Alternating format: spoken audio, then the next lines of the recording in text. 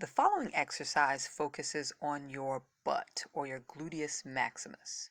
You're going to start off lying on the floor. You can lie on your couch or bed if you are unable to get all the way down onto the floor.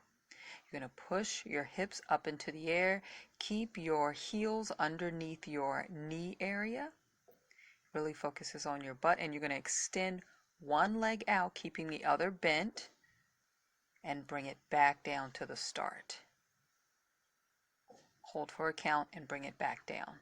To modify, you will not extend one leg out. You'll just push your hips up into the air, keep them in line with your shoulder and knee, and then bring them back down in a controlled manner. Hips up, hold for a count, then bring them back down. Keep your heels under your knee. Thanks so much for watching. Please like, share, and subscribe for more exercises.